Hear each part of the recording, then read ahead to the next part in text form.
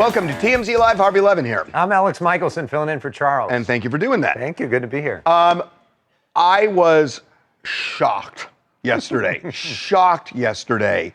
at this unbelievable security breach. And again, let's not make this political, that if you're a Republican, you make an excuse for it, and if you're a Democrat, you slam it. Let's just talk about objectively that we were hours away from bombing the Houthis, and there is a text chat with all of the defense mucky-mucks on Signal. And it turns out that the editor-in-chief of The Atlantic is on this text chat because the text was not on a platform that the government uses for top secret information.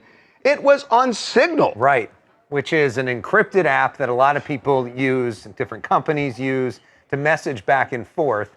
And Jeffrey Goldberg, for some reason, got invited into this group chat. Can you imagine what this must have been like? Well, he thought it was a prank. For Jeffrey Goldberg. He thought it was a prank. Right, to all of a sudden see the names VP and Secretary of State and all the rest of this discussing it. You wonder, is there another Jeffrey Goldberg that works in the administration or something? Well, he even said this yesterday. Right. He said that you could see JG on the screen, and nobody had the curiosity to say, who is that on the screen as we're listening? So here's the thing.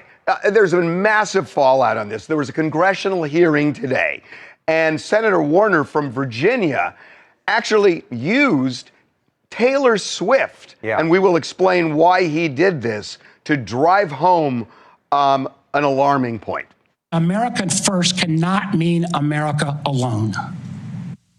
The intelligence we gather to keep Americans safe depends on a lot of allies around the world who have access to sources we don't have. That sharing of information saves lives, and it's not hypothetical. We all remember because it was declassified last year when Austria worked with our community to make sure to expose a plot against Taylor Swift in Vienna. That could have killed literally hundreds of individuals. So what he's really saying is that when we start having these talks about, bombing, and it's on Signal, where a guy from The Atlantic is somehow invited onto the call, they're thinking, well, the Chinese could be listening, the Russians could be listening, and then they're not going to share information with the United States. Well, and part of what he's referring to is during that call, if you read it, which Jeffrey Goldberg posted, they are talking about Europe. Basically slamming Europe, saying that Europe's actions are pathetic, that they haven't done enough to defend themselves. And so that message, now everybody can see it in the world because Jeffrey Goldberg posted it, but likely was being tracked by the Chinese, by the Russians and others, which may give them less reason to believe that the U.S. would defend Europe if Europe was attacked. Right. Now, this is, I don't even understand this, but our Secretary of Defense, Pete Hegseth, was asked about this, and he seemed to say no harm, no foul. You're talking about a deceitful and highly discredited so-called journalist who's made a profession of peddling hoaxes time and time again, to include the hoaxes of Russia, or the fine people on both sides hoax, or suckers and losers hoax. So this is the guy that peddles in garbage. This is what he does. I would love to comment on the Houthi campaign because of the skill and courage of our troops. I've monitored it very closely from the beginning. And you see, we've been managing 4 years of deferred maintenance under the Trump administration. Our troops, our sailors were getting shot at as targets. Our ships couldn't sail through. And when they did shoot back, it was purely defensively or at shacks in Yemen. So he said that a lot of this was not classified. How can it not be classified if it's about impending bombing? Well, the president technically can declassify anything at any time, so it's possible that he's declassified it afterwards. He's going to declassify this after the fact? But here's my question. If Jeffrey Goldberg is as bad as Pete Hegseth said, why is he invited on this call? Right. If you feel that way about him. Obviously, it was a mistake. He wasn't supposed to be added. I mean, it's not like they intended to to run the war plans by. Well, why is Hegseth attacking the messenger then? Look, you could get into a lot of stuff with Goldberg and the suckers and losers and all that stuff. I think he was responsible here. I give him credit. Totally. First of all, he didn't blow the operational integrity of the mission, right, by releasing things before they happened, which he certainly could have. So I think he actually deserves praise here. So, put all the other stuff aside. I don't know why Hegseth responded like that. I mean, this is a big screw up. I think you got to look, if you're on the right, you got to call it. You got to be honest. And you can't criticize people for giving Hillary Clinton a pass or giving Joe Biden a pass. And then when it comes over, your side of things where you say, hey, no big deal here. This is a big screw up. It's a mistake. I think by and large, the whole treatment of classified material has gone to crap, starting with Hillary Clinton, then Donald Trump, Joe Biden. The classified material is not respected anymore. It's treated in a willy-nilly fashion, and I think it needs to stop. This is a screw-up, and I think Mike Walsh should be fired. He's the one who invited Goldberg into the chat, and he's got to go, in my opinion. Why are they on Signal?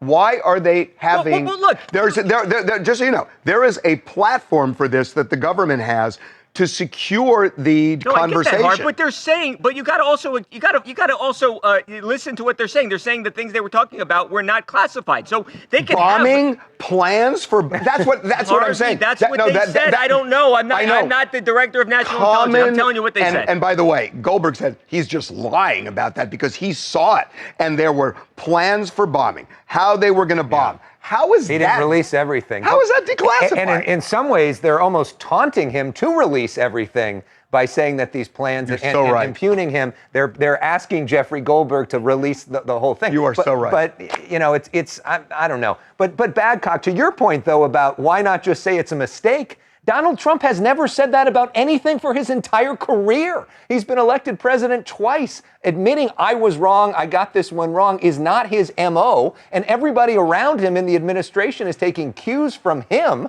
to deny, and attack the messenger, attack the media. They're not pointing out anything that Jeffrey Goldberg said here that was untrue. They're talking about past stories, but they're not actually denying anything in the current and reporting. Talking about, the mission was a success. Well, that's great.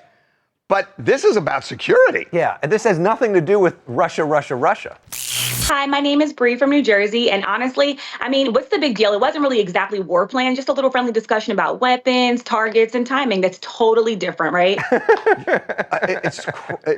I'll tell you, I'm just shocked at this. Okay. To more important news now. Yeah, it looks like it's the real big story of the day. It looks like it's true, guys. Sydney Sweeney and Jonathan Davino are donezo. And we know this not because she said it in a declarative way. We know it with even more solid information. Instagram. Yeah, you guys, this is a really, really big deal. So she deleted a photo of her and Jonathan Davino, her fiance, kissing. Now, what's really interesting about this is usually people would be like, oh, it was an accident that it was deleted. But this was deleted from a carousel of photos, meaning it was a gallery that she went in and specifically removed one photo of her and him. And the caption said something like, memories that will last a lifetime. Well, he did not last a lifetime. He did not. He was just a flash in the pan. But remember, there are so many breadcrumbs proving that this couple is on the rocks or maybe even not together at all. Well, no, Charlie, what you just said proves it. That if she went into the carousel and removed that specific picture, game over. Yeah, and we saw this coming, right? We did the story that they had called off their wedding 3 months before the wedding was supposed to happen. Now, you don't do that. People have already presumably made travel arrangements, hotels, flights, and everything like that. So you wouldn't do that to the people that are your family, your friends. But also, we had photos of him out in LA, and we knew that she had been staying at a hotel in LA without him. Right. So the fact that they were both in the same city but not seeing each other was also very telling. Okay, real quick, Charlie, because you know about this stuff. Would it ever be appropriate if you book a flight and you book a hotel and you can't get the money back because it's non-refundable or whatever? To say to them, I mean, ante up and pay me what I'm out. You ended the engagement. It's not my fault. Why am I bearing that loss? I definitely think it's worthy of a conversation. And in fact, I would go a step further and say that the bride and groom to be, they should even offer ahead of time and be like, hey, unfortunately, we have to cancel our wedding, because of X reasons. We will gladly help you guys cover the costs and, travel arrangements that you may have already paid for. Like, they should be offering that to their friends and family. I had a friend who did this, canceled their wedding in Hawaii. A lot of people had already booked plans, and then the group just went and had a fun trip to Hawaii. Now that sounds... because they couldn't get the money back. No, but that's great. And then you don't have to go to the wedding, right. Which is even better. You just had a great vacation. Social media. What's up, guys? It's Jamie, and I'm in Florida on spring break. I just have to say, as a girl, we like to delete the digital evidence of relationships when we're in breakups. So all signs are pointing to Sydney Sweeney's single girl era. And I hope I'm wrong, because nobody's rooting for heartbreak here. But it looks like they're headed towards Splitsville. And all I can say is the best way to get over one guy is to get under another. I think there are a lot of guys that would sign up for that task right now. Fort Lauderdale or South Beach? Where are you? I'm on the Treasure Coast in Port St. Lucie. Oh, is that popping like South Beach? It's popping for us millennials. Oh, wow. Oh, that was good. That was a good effect. Okay, we got to take a break. When we come back, I mean, my head exploded today that 23andMe is being sold, and whoever buys it is going to have all your information about who you are. What are we going to learn about you, Harvey? Guess what? I'm Jewish.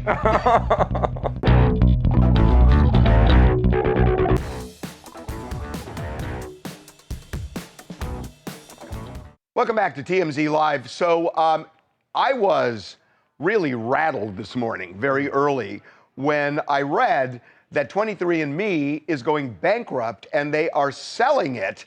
And now the question, who's buying it and what are they doing with this information? Yeah, and they put out a statement that makes you wonder and worry even more. Basically, they're saying, if we are involved in a bankruptcy, merger, acquisition, reorganization, or sale of assets, your personal information may be accessed, sold, or transferred as part of that transaction. So basically they have the information that tells everything about you that could go to anybody to use in any way. All right, and what I'm thinking about is exactly what is that information? I'm panicked, but I'm not sure why I'm panicked and what information is it that compromises everybody. So Jeffrey Fowler is a reporter, a columnist for the Washington Post. He is the tech writer, and he is joining us right now. Jeffrey, welcome to TMZ Live. Hey, thanks for having me. I'm happy to help you panic appropriately. Why am I panicked? Because your DNA is something you're stuck with for the rest of your life. It's not like a password that you can change. And so you need to protect it. So my advice to you and to everybody else out there, whoever did 23andMe, is go in and tell them to delete it now. Yeah, and in your article, you lay out how to do that. What's the basic way to do that? Well, first of all, you have to get to log into their website, which has been actually a little difficult, I have to say, in the last day, because so many people are rushing to go in and delete their DNA. But once you log in, you're going to go over to the settings, and actually I've got step-by-step instructions in the post, so you should check that out. It's not too hard. Honestly, once you're in, it only took me about a minute, but you do have to go in and ask them to do it. Otherwise, they have every legal right to sell it to somebody else. Or even worse, this company that is now in bankruptcy could face another hacking attack. This happened to them a couple of years ago, and then you really have no control over your data. So I want to drill down on this. I still haven't figured out why am I so panicked. I get it. They got my DNA. I mean, it's not like my social security number. So what are they going to do with that information of knowing my DNA and my ancestry that would cause me to lose sleep? What specifically do they get? Because they're not getting a social security number out of it. They're not getting addresses, bills. What are they getting that makes this so scary? I would argue it's worse than getting your social security number, because your DNA is already here in 2025 the key to so much about who you are as a person. So first of all, it contains information about your ancestry. It contains information about your family tree. Famously, it can be used to determine what are called non-paternity events within a family lineage, when somebody claims they're a dad and maybe they're not biologically really. But even more scary, I think, for all of us is that it contains clues about your health, your likelihood to have certain conditions, certain kinds of diseases. And you know who would like to have that information? Insurance companies. And then maybe they could use that to figure out how to charge people different amounts based on their DNA. Or deny them coverage. Yeah. So, I mean, but here's what really scares me is that's all that we can sort of imagine here in 2025.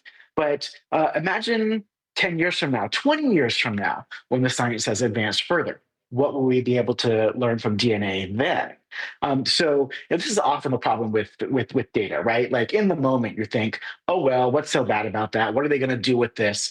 But it catches up with you. And the more data you got out there, the more problems you're going to face later in life. You talk to attorneys general from around the country who are working on or already have passed legislation on this. How does that help people? Yeah, you know what? There's a tiny bit of good news here for ordinary consumers. As we all know, the federal government has been doing nothing to help us and our privacy over the last couple of years. But the states have been active, and California and about 20 other states now have laws on the books that say that any company that collects your data has to give you the right to delete it.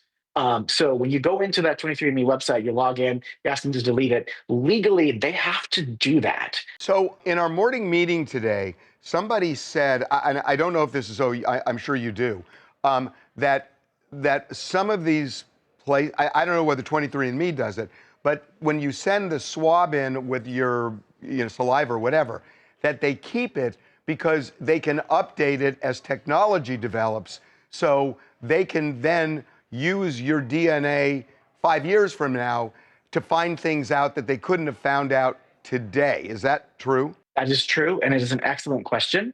And I can tell you, when you go in and tell 23andMe to delete your data today, they will also destroy that sample. They send you a follow-up email that says that very clearly. We also, in California, have a separate law. We have both a privacy law for data and a separate law about genetic information, which also specifically says that they have to destroy it when you tell them to. Wow. But you're positive because, everybody talks about this where, yeah, we'll delete it, but somehow it's still accessible. Like when you think you destroy a computer and it's not really destroyed and they can access things later. That's not going to happen here. They really do 86 the whole thing? It's so funny you asked that question. Literally before I got on camera, I was messaging with the people in the California government whose job it is to make sure that they actually delete it and to go after them if they don't. They're working on it. We also know that some state attorney generals, I heard from the Attorney General of Connecticut yesterday, saying that they were launching an investigation. Trust me, this is a very high profile moment. And so, it does take some faith in our elected leaders and institutions, but this is one case where I think the right thing is probably going to happen. And if it doesn't, we're going to hear about it in a big explosive way. Yeah. Yeah. And you can go to WashingtonPost.com and see the step-by-step that Jeffrey lays out very well if you want to do that. Hey, Jeffrey, thank you so much. Really appreciate the time. You bet. Stay safe out there. You too. God, I swear to God, when I saw this morning, I'm just thinking, I'm panicked and I don't know why. Okay, we got to take a break. When we come back. Nikki Glaser dishes about her boyfriend and the fact that they may be in an open relationship. Ooh. TMZ's got every freaking thing. Big celebs, big stories, big events. Justin Timberlake made Portland kids' dream come true by joining a bike bus ride. And they always listen to Justin Timberlake. Cry me a river when they fall. Yeah, right. It's TMZ. Welcome back to TMZ Live. You know the story about, you've heard the old joke that, it's not even a joke, that when like two people are in bed and the guy calls out a name and it's his ex-girlfriend, right? Right. That it's considered a buzzkill. For some. Nikki Glaser considers it a win, right? So that's her boyfriend right there, Chris Convey. They've been together since 2013. He's involved with a lot of the comedy writing for her work. And apparently she's into the idea of him sleeping with other people and telling her about it. That's what she told. While they're having sex. While they're having sex. That's what she told Gwyneth Paltrow on the Goop podcast. Are you really non-monogamous? No. I mean, I wouldn't mind if my boyfriend were to fool around with other people. Do you really think you wouldn't mind? Let me just play this out really quick. Okay. Yeah. Right now, he comes home from work and is like, I think this girl's into me and maybe we could do something. Yeah, I'd be into it. I would. I just would hear all about it though. Like, and I would want to hear about it while we were fooling around. Right. Like, I would want us to like pretend it wasn't happening and like not talk about it and like save it. Like as like this secret treat that we would talk about during. I wonder if in some way that's not going back to that vein of perfectionism again. Like, I'm so perfect. My boyfriend could even sleep with somebody else and I wouldn't break up with him. No, because I think it's like that's the opposite. Like the girl who would like let that happen just to be a cool girl, like, kill me if I'm trying to be a pick-me girl like that. This was so upsetting to me. I had to listen to it twice because I don't buy it. No girl is okay with this or wants to hear about it at all. I don't believe her. It's very upsetting to me.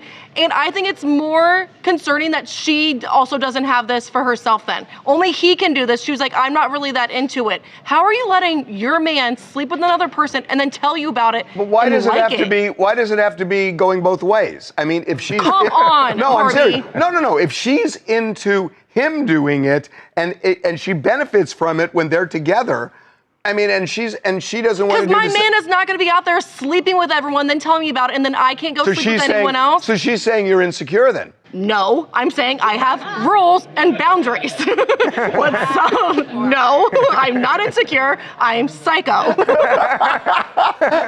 Key difference. Did she didn't say that this has happened? It sounded like this is a hypothetical. She says that he says that it hasn't happened yet. Do I believe it? No, because I think deep down inside, he knows that it's going to start a fight, and that is something he does not want to deal with. No. She just gave him permission to do it. I know. Okay, yeah, go ahead and have some fun, but see how it is when you come home. You can't. You cannot complain if she's the one who goes on a podcast and says It's been a while since you've dated a woman. Because a woman's never been a hypocrite before, Harvey. Yeah, right. Hey, she said it. Sometimes women don't always tell you what they actually want. You have to interpret what they want. It's a test, and he will fail. Nisi from Florida here. When it comes to their relationship, whatever floats their boat, however, I wholeheartedly believe like she loves entertaining this idea. Like, this is so cool. I would allow this to happen. 100% if he really did go get involved with another woman. I'm not buying it. I do not believe she'd be okay with that. And it's interesting she said she didn't want to pick me because it's giving pretty much pick me. Okay, for his name Chris? Chris Convey. You just got a pass, Chris. You got a big hall pass. Apparently not if you listen to the women here. Come on. You got to take her at her word. We're taking a break. When we come back, Kanye West has been a raging anti-Semite of late, embracing Hitler, declaring war on Kim Kardashian, his ex-wife. The question, can you still love his music? Can you separate the man from the music? D.L. Hughley is with us to weigh in.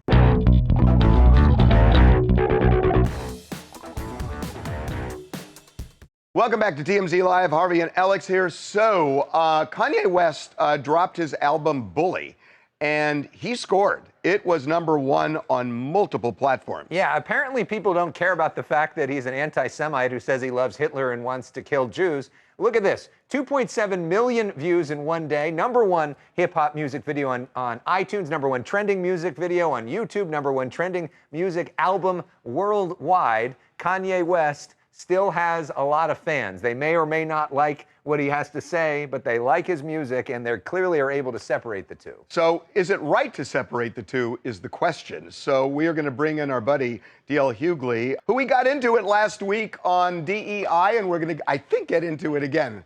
Welcome back. It's not a good day to be a white dude talking about DEI, not with the Secretary of Defense accidentally putting the world on a group chat, huh? A black person would have never done that.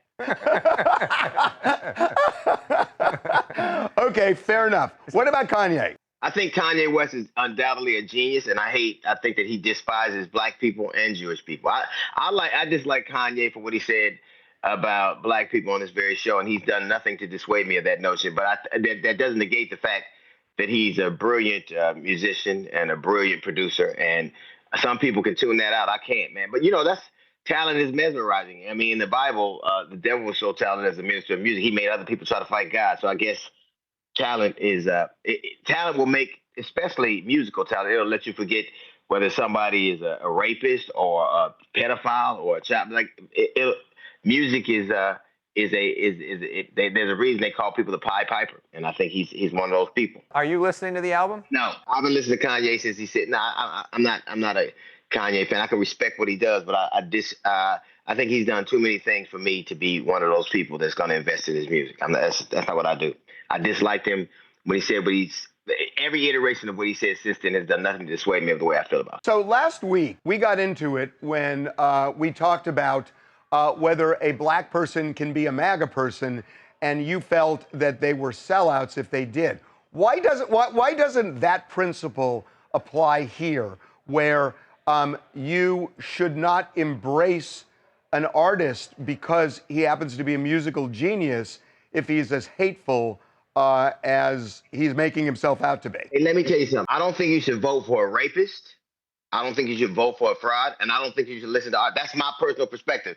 But people have these allegiances that that are beyond my comprehension. It is something. That's where I draw the line in my estimation. There are things that I won't do no matter. I've never heard a beat so dope that it made me forget how horrible a person you are. I've never heard that, but apparently people have. And that's what art does. I think it's that kind of mesmerizing thing. I have never heard nothing so dope, a beat so fly that it made me forget the kind of person you are and the things you involve yourself with. Obviously, R. Kelly has been convicted of crimes. There were a lot of people that accused Michael Jackson of crimes, and some people still listen to his music. A lot of people. He had pretty dope beats. Did that bother you? Do you still listen to him? Yes. Listen. We put people in all kind of boxes for all kind of reasons. If R. Kelly had been a priest back then instead of a pop star or instead of a singer, he just got reassigned to a new record label. Everybody puts people where they want them to go, and they make these. They forgive people and they move people around. To me, the line I will not that I don't deviate from. I think he said horribly incendiary things about black people. I think he said horribly incendiary people about Jewish people. I think he's not the kind of person I'll let him have access to my spirit. That doesn't. I think that's not a common. I wouldn't vote for somebody, like I said, who was a rapist. I just wouldn't do it. Now, there are people who make these deals with the devil that they do all the time, and I guess this is another iteration of that. He is a dope artist. I understand that, but I'll never let a man like that into my spirit. I mean, I get that you won't listen to him, but when we talked last week, you were very judgmental about black people who supported something you didn't, which is MAGA. Right. Why aren't you being? Why aren't you being as judgmental about the people who are supporting an artist who is filled with hate? Well, listen, I think that I'm saying the same thing. I think those men. I'll give you my assessment of the kind of people that Black MAGA supporters are. Whether Black MAGA people are. I'll give you my assessment of them. And I didn't tell them what to do or what not to do. I told you who they are in my estimation, just like I'm telling you who these people are in my estimation. They're people who will make these leaps in logic or make these deals with the devil that I won't. So I'm not going to. That if they have that in their spirit that they can do it like that, they're not the kind of people that I could persuade anyway. I think if you allow that kind of thing in your spirit, then it's something that I'm not going to talk to you about. Nothing I can say convince you. But I think for a long time, I've been vocal about it. Everybody knows how I feel about Kanye. He knows how I feel about him. I think the fact that he's doing great music, which is what I think he was put on earth to do, is actually that's a God-given gift. But the fact that he's done and said such horribly hurtful, incendiary things is something I won't abide. And he's not a huge fan of you. You two have gone in at it before. None. Right. I think and people make excuses for him, like his mother passed on. You know what? If the grand design works the way it's supposed to, we're supposed to lose our mothers first. But what we never do, I bet you there are any number of people who've been through tragic things, and those people are, if life has driven them crazy, they're under a park bench or they're under a bridge, and we don't make the same kind of allowances for them. You're right. I think genius can do that to you. We won't make those kind of allowances for everybody else. It's some guy that will never get it together because of what he saw in war. But if you make people feel good, If you make Jesus walk, I think you have an you have an obligation to at least try to act like him. And if you don't, then that seems like something I can't mess with. So you talk about allowances. One of the things that I've really been interested in is in watching people who support Kanye is they always make the excuse, well, he's mentally ill, so that's the mental illness talking. And I've been hearing that a lot. And I certainly heard it at the beginning of all of this when he was here talking about slavery being a choice. But over the years now, what did Charles age? Over the years, that's kind of been an old kind of drumbeat. Is it valid to say, well, he's mentally ill, so you got to give him a pass? No, it's not valid. But this is what I will say. There were a lot of people who didn't get upset till he said what he said about black people. And then there were a lot of people who didn't get upset till he said what he said about Jewish people. I got upset both times. So some people still were going to mess with Kanye when he said what he said about slavery. It wasn't until he said what he said about Jewish people that a lot of people got involved. I took exception umbrage at both times. So I don't make allowances like that. I think the things that he has said or done are hurtful. And I think that people think that genius puts you in rare air, which obviously from a creative standpoint it does. I don't think he's and I say this over and over again, and I can't tell people what to do, but people know how I feel about him. I don't play him around me. You can't buy his shoes around me. Whatever you do is what you do. But I think that there are people who compartmentalize this thing. When he said what he said about slaves, there were still a lot of people that were going to deal with him anyway. It wasn't until he said what he said about the Jewish community that other people got involved. So I think if you are insulted by one thing, you have to be insulted by all of them. And I have a problem with people who just were insulted by that part of it. Oh, I think people were insulted by both. I didn't hear a lack of that. I think people I still think that there were people, and this is just from conversations with people. There were people who still were going to go to his concerts and buy his shoes until he said something that walked down their street. Yep. And I think that's just a universal truth. I think we're very tribal that way. There were people who weren't insulted until he said something individually that was insulting from their perspective. I think the kind of person that would say those things is an anathema. I won't deal with that. But there were people all across the spectrum that still went to his concerts, still praised him, still bought his shoes, still made deals with him until he said something about their community. And that was to me, that was hypocritical and disingenuous, equally as much as the people who are doing what they're doing now. That's interesting. It's like a monopoly board. I didn't know Jews were on Main Street in that sense, but hey, thanks for joining us. We'll see you next week. Always, okay, man. Okay, Always. man. All right. Okay, he is just the best. He's great. Do you think the success of the music is in spite of the comments or because of the comments? Oh, in spite of, because he was more popular before the comments. Yeah. So I don't know. Still pretty popular, though. Okay, we got to take a break. When we come back, so you're dating one of the biggest movie stars in the world, and then all of a sudden, you're all bent out of shape because they referred to you as the plus one, the girlfriend. So what's up with Leo's girlfriend?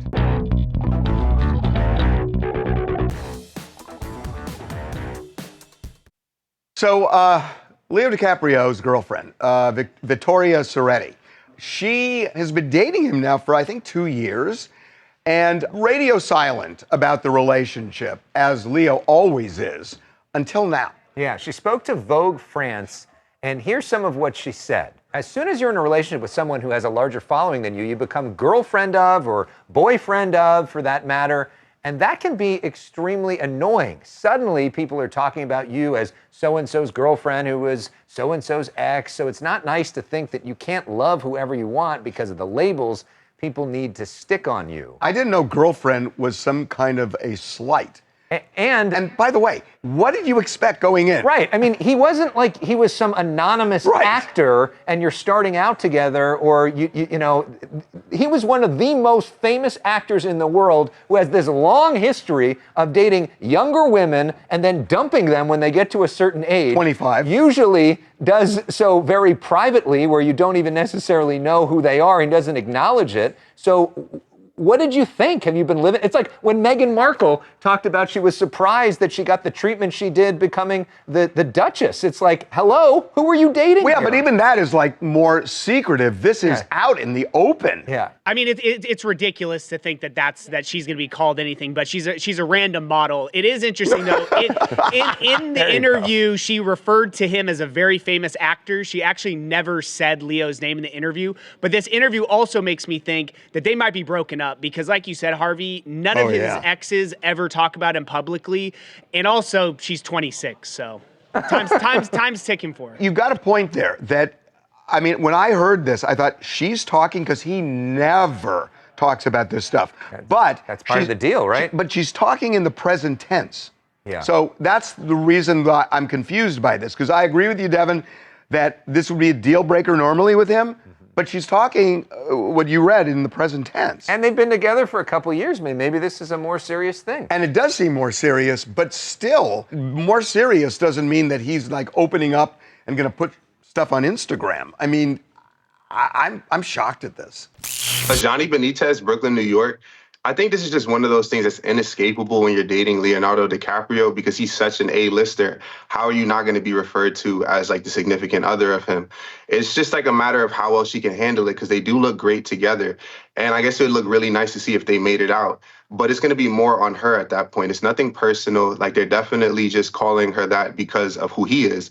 But if she can handle that and she doesn't have like an issue of like dealing with the popularity, I think they'll be fine. But you know, some people sometimes when they have aspirations greater than what they have and they're with the person that's way more popular like Leonardo, that's when the issue starts to unfold. But do you guys think that she'll have an issue with that, or do you think she'd be comfortable playing her role? Well, she doesn't seem comfortable playing a role. Sounds like she By has the way, an issue. I don't want to get too personal. Can I ask you a question? Those stacked washer dryers, the dryers never work. They never dry clothes enough. I don't know why it is. I know, I'm actually really serious, that I've always had this thing against them. Does it work for you? To be honest, I always have, like whenever like 20 or 25 minutes pass, I find myself restarting the cycle and adding like an extra full cycle on. Right, so I feel like I always need 1.5 cycles for it. So And I'm not like the biggest fan of it. No, you shouldn't have to do that. And that's exactly the point, that you have to do it a second time to dry it, right? This just became I'm a kinda fed up Larry. with This feels like a Larry David No. scene that we just turned into. I'm triggered by a show about nothing. I'm totally triggered by this because I don't understand the concept that if you stack it versus putting it side by side. Mine works okay. You have a stack? Yeah. And you don't have to turn it the second time. No, I mean sometimes you add a little bit extra time, but what kind of? We're not doing a commercial. They have to pay us. They have to pay us for that. Okay, we got to take a break. When we come back, Ben Affleck opening up about his divorce from Jennifer Lopez for the first time. What he said next.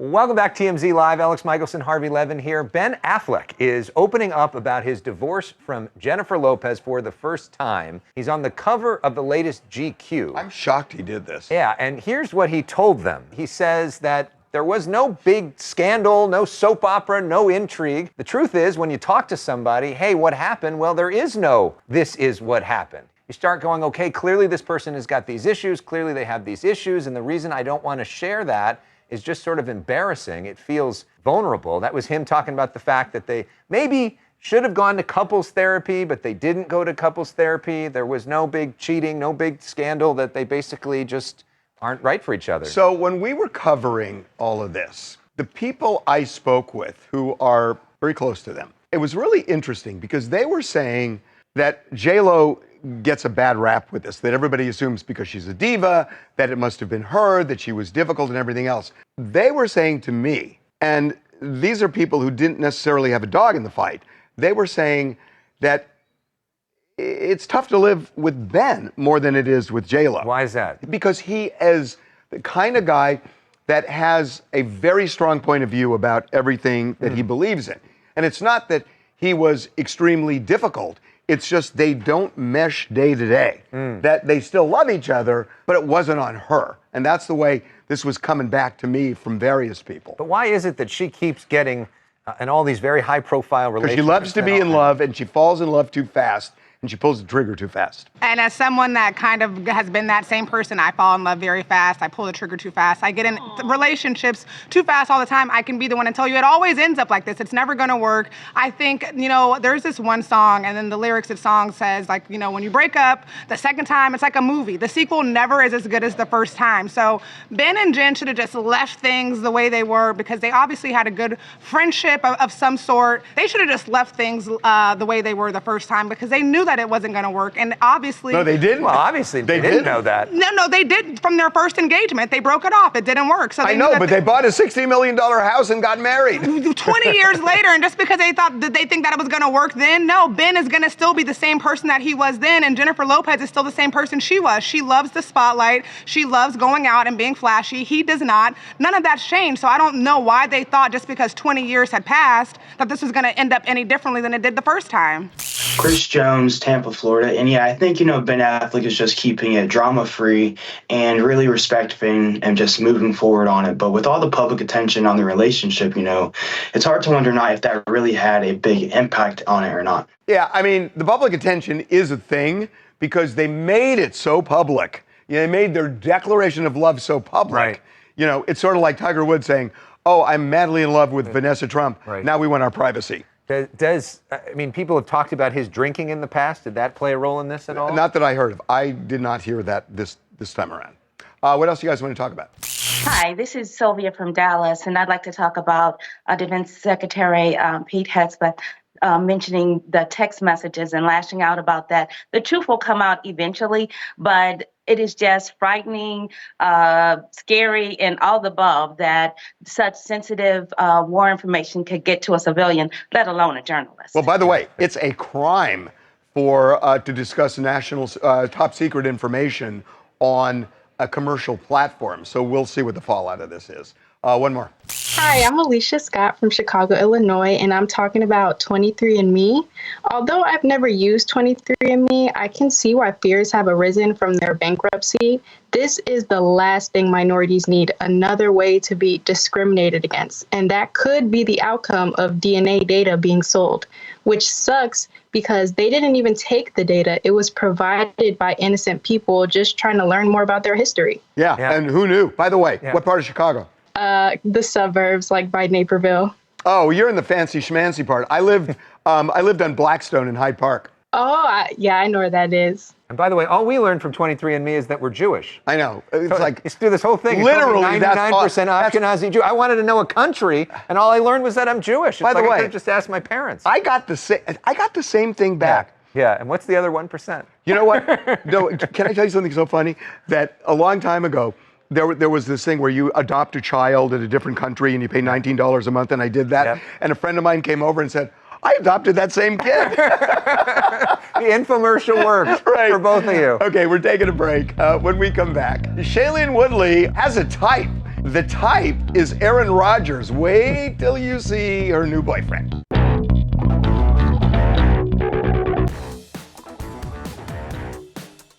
So Shailene Woodley may have a type. She's got a new boyfriend, Lucas Bravo, who is on Emily in Paris. They were spotted together in Paris, and he looks a whole lot like Aaron Rodgers. It's Aaron Rodgers. Who she dated for 2 years from 2020 to 2022. And I mean, look at them there, and then go back to the new picture. Yeah. Even the beanie, he walks around with a beanie all the time. So it's a younger and less political Aaron Rodgers. Who doesn't have as good of an arm? I want to find out if he's ayahuasca curious. That's what I want to know. That's actually really interesting. Well, and clearly the Aaron Rodgers relationship didn't work out that well for her. So it's interesting that she would go. She was back heartbroken. To that type, right? She was like, she talked about this later. She was. Oh, which one is that? Okay, it's hard to tell. No, that's Aaron. Who was who? I know. So who is it? Who does it compliment more to say you look like the other? Yeah. We'll leave that to you. We'll see you tomorrow. Thanks for watching.